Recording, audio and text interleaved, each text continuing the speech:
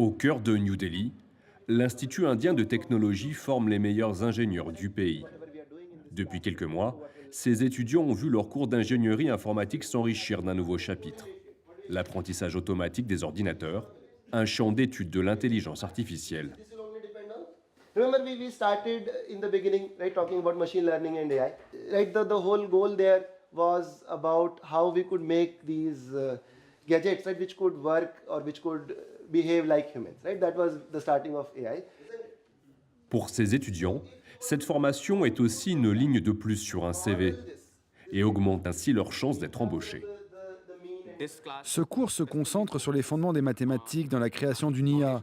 Et c'est une compétence que peu de personnes ont sur le marché du travail. Donc oui, cela va vraiment m'aider pour trouver un travail.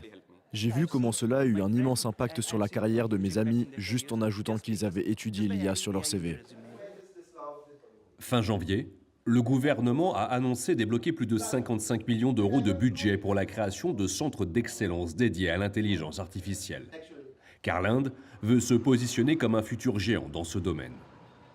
Dans la banlieue de Delhi, cette entreprise s'est spécialisée dans l'annotation de données. Plus de 2400 employés se relaient 24 heures sur 24, 7 jours sur 7, pour récolter des informations à partir de millions de documents. Des données qui seront ensuite utilisées pour créer une intelligence artificielle. Rohan Agrawal est le fondateur de cette start-up. Ses clients qui fournissent les données à annoter vont du secteur médical à l'agriculture, en passant par la vente et l'automobile. Ce sont des images prises à partir d'un tableau de bord monté sur une voiture. Et ce que nous devons faire, c'est regarder l'image et identifier différents panneaux de signalisation. Feu, piétons, personnes. En gros, nous devons transmettre ces connaissances à la machine qui peut ensuite apprendre d'elle-même et tirer ses propres conclusions. Parmi les principaux atouts de l'Inde, sa main-d'œuvre qualifiée pour effectuer des tâches primordiales à la création d'une IA. Le vivier de talent est là et c'est un gros avantage pour nous. Il n'y a pas de barrière de la langue. On parle anglais en Inde, beaucoup de gens le parlent couramment. Et en termes de coûts et de salaire, nous pouvons proposer des tarifs très compétitifs pour réaliser ce travail. En 2023, près d'1,4 milliard d'euros ont été investis par des acteurs privés en Inde dans des activités liées à l'intelligence artificielle. Un montant proche de pays comme la France ou l'Allemagne. Parmi les nombreux secteurs à attirer ces investissements, celui de la santé. À Bangalore, dans le sud du pays, le service de radiologie et de neurochirurgie de cet hôpital utilise une intelligence artificielle dès qu'un patient se présente avec des symptômes d'un AVC. L'intelligence artificielle a identifié une partie du cerveau qui a subi une hémorragie. C'est très subtil et peut nous échapper. En s'appuyant sur cette imagerie, l'intelligence artificielle aide le docteur Pratham Bissani à repérer en quelques minutes les hémorragies cérébrales invisibles à l'œil nu ou qu'un scanner n'a pas pu détecter. Plus tôt vous pouvez établir un diagnostic, plus rapidement vous serez en mesure de donner le bon traitement. Et plus les chances de récupération fonctionnelle sont élevées. Le temps est primordial lorsque vous essayez de sauver un patient victime d'un AVC. Derrière cette révolution, une société 100% indienne.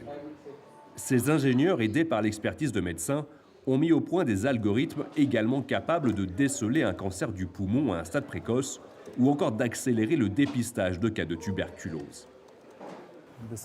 Ça, c'est la radiographie d'origine. Et c'est la version après l'utilisation de l'IA qui a trouvé une partie plus opaque et que des signes de la tuberculose ont été trouvés. Une technologie approuvée par l'OMS, par la FDA, l'Agence américaine des produits alimentaires et médicamenteux, est déjà déployée dans plusieurs hôpitaux en France et en Angleterre. Mais Cure AI a avant tout été pensé pour rendre ce type de soins plus accessible dans les pays en développement, et notamment dans les zones rurales où les infrastructures médicales viennent à manquer. Nous sommes partis du constat que l'Inde manque cruellement d'expertise en radiologie. Ici, une grande partie de la population est pauvre et ne peut pas se permettre de perdre un jour de salaire. Désormais, ce n'est plus le cas, car dans la même journée, ils peuvent se faire dépister, faire une radio, obtenir les médicaments. Avant, sans l'IA, les radios étaient envoyées dans un hôpital de la ville. Puis il fallait attendre 2 semaines une fois d'avoir le rapport définitif, puis éventuellement effectuer d'autres examens. Ce cycle d'1 mois s'est réduit à seulement quelques heures. Pour le gouvernement indien, se pose également la question de la régulation de l'intelligence artificielle. Lutte contre les deepfakes, protection des données personnelles ou encore sécurité nationale, New Delhi réfléchit désormais à légiférer. Et l'Inde veut aussi faire entendre sa voix sur la question face aux États-Unis, à la Chine ou encore l'Union européenne. L'Inde veut en faire un outil d'innovation, tout comme le fait le gouvernement américain. Mais le gouvernement veut également s'assurer qu'il n'existe aucun risque pour la population. En matière de gouvernance mondiale de l'IA, l'Inde veut être au premier plan. Mais je pense que la vraie valeur ajoutée serait de présenter une vision qui puisse être adoptée et refléter les pays en développement. D'ici la fin de l'année, l'Inde prévoit de lancer son propre modèle d'intelligence artificielle générative et venir ainsi concurrencer l'américain ChatGPT ou encore DeepSeek, le dernier né chinois.